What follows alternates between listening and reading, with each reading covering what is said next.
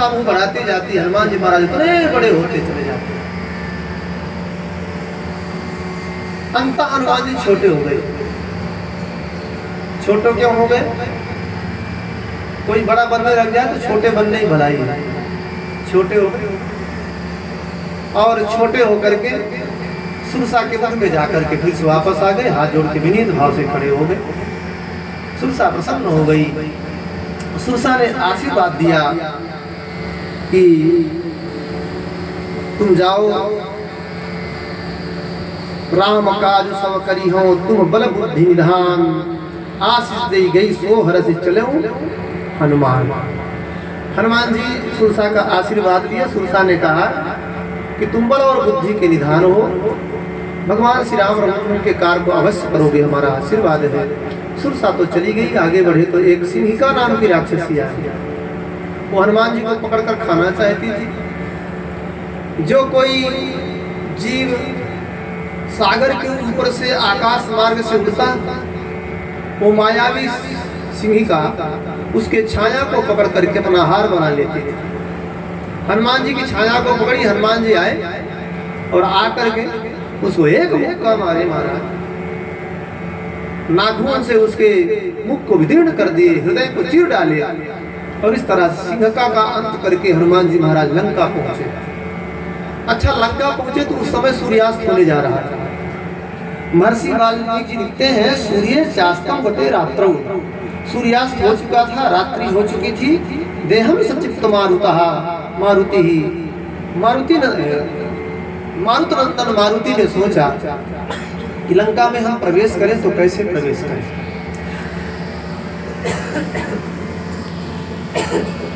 अच्छा, एक बात ध्यान रखें, कोई भी कार्य करना चाहिए तो बिना विचार किए नहीं करना चाहिए। जो बिना विचारे कार्य करता है उसका कार्य बिगड़ता है।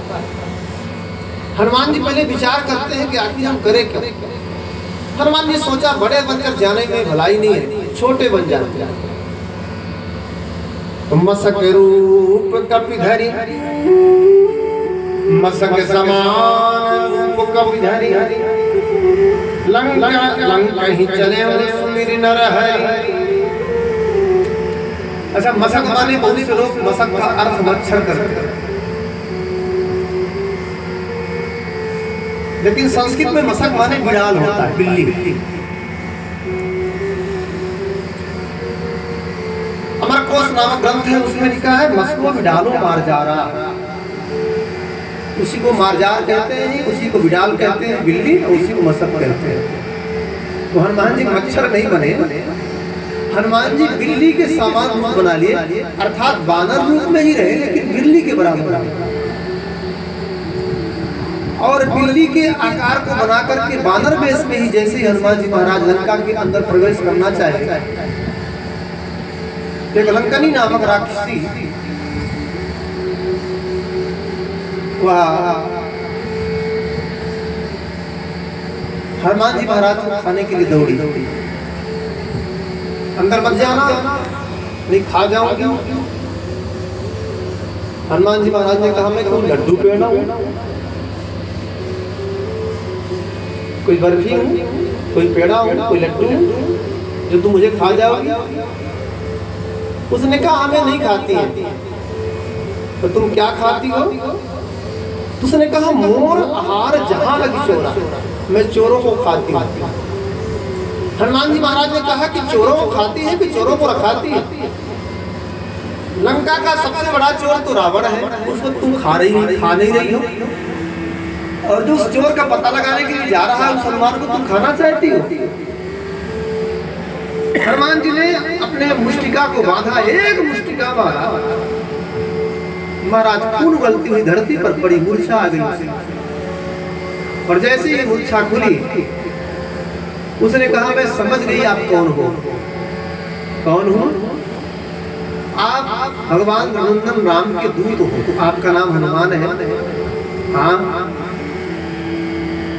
बोले हनुमान, अब राक्षसों के विनाश का समय आ चुका है। ब्रह्मा जी ने जिस समय रावण को वरदान दिया था उस समय मैं भी वही थी। तो मुझे एकांत में अकेले बुला करके ब्रह्मा जी ने कहा था जिस समय किसी बानर के मुष्टिका के प्रहार से तुम मूर्छित हो जाओगे, विकल हो जाओगे, समझो रावण सहित राक्षसों के विनाश का समय आ चुका है। अब मैं समझ गई कि राक्षसों का विनाश का समय आ चुका है। आप जैसे संत का सत्संग पार करके मैं कृतार्थ हूं। धन्य हो लंकिनी जो मुष्टिका के प्रहार को भी सत्संग कहेंगे। कहती है आप जैसे संत का सत्संग पा करके मैं कृतार्थ हो गई। हमारा आशीर्वाद है। प्रविश नगर की जय समकाजा, हृदय राज कौशलपुर राजा। गोस्वामी जी कहते हैं गरल सुधारी करई मिताई। भगवान की जिस पर कृपा होती है तो गरल सुधा उसके लिए जहर भी अमृत बन जाता है। रिपु करही मिताई, शत्रु ही मित्र बन जाते हैं। अगोपत सिंधु अनल शीतलाई। विशाल सागर, विशाल भव सागर गाय के खुर के गड्ढे के समान बन जाता है। उसके लिए अग्नि भी शीतल बन जाती है। हनुमान जी के लिए उल्लंकनी भी अत्यंत शीतल बन गई, शत्रु से मित्र बन गई और आशीर्वाद दे करके भेज दिया। अच्छा हनुमान जी चले तो पूरे लंका में घूमे, कहीं सीता जी का पता नहीं चला। अंततः एक सुंदर सा भवन दिखाई पड़ा जिसके द्वार पर सुंदर तुलसी का पेड़ है, गाय के गोबर से लिपा हुआ चौगान है। भवन के दीवार पर धनुष बाण और भगवान श्री राम के नाम का लेखन है। धनुष बाण का चिन्ह है और भगवान श्री राम के नाम का लेखन है।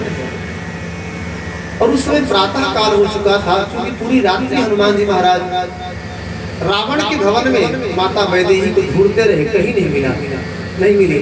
यहाँ तक लिखा है कि रावण सो रहा था तो बगल में मंदोदरी सो रही थी। मंदोदरी बहुत सुंदर थी। तो हनुमान जी को भ्रम हो गया वाल्मीकि रामायण के अनुसार, लगता यही सीता तो नहीं है। लेकिन जैसे ही नजदीक गए और उसकी श्वास चली तो समझ गए कि ये असुर, ये राक्षसी की श्वास है, ये भगवती की श्वास नहीं हो सकती है। तुरंत पहचान गए सीता जी नहीं हो सकती। वहां से चल पड़े और चल करके भीषण जी के भवन में गए।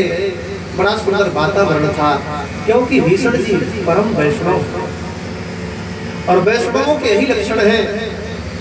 जो वैष्णव होते हैं उनके मस्तक पर ऊर्ध्वपुंड रहता है, गले में तुलसी की माला रहती है, मुख में राम नाम रहता है, भवन के द्वार पर शंख चक्र धनुष बाण आदि के चिन्ह रहते हैं, आंगन पर तुलसी का पेड़ रहता है और दिव्य वातावरण रहता है। यही वैष्णवों की पहचान है। वैष्णव विभिन्न निष्ठाएं जो हैं उनमें से 4 प्रकार की निष्ठा प्रथम होती है। वैष्णव कहते किन्हें हैं? बोले जिनके जीवन में 4 प्रकार की निष्ठाएं होंगे उसे वैष्णव कहते हैं। कौन कौन सी निष्ठा? कहा पहली निष्ठा है भगवान नाम की निष्ठा। वैष्णव होते हैं, भक्त होते हैं, हर समय भगवान का नाम लेते रहते हैं। चलते फिरते उड़ते बैठते खाते पीते सोते जागते हर समय भगवान का नाम ले, वो सच्चा वैष्णव, सच्चा भक्त। श्री हरिदास जी कह रहे हैं रसनाप राम राम, श्रवणो मेरा राम, अर्चा मेरा राम, चर्चा मेरा राम, सोते मेरा राम राम, जागते मेरा राम, सपने मेरा राम, अपने मेरा राम, चलते मेरा राम, बैठे मेरा राम, निर्जन मेरा राम, निर्जन मेरा राम, सुख में मेरा राम, दुख में मेरा राम। हरिदास राम राम राम राम, हरिदास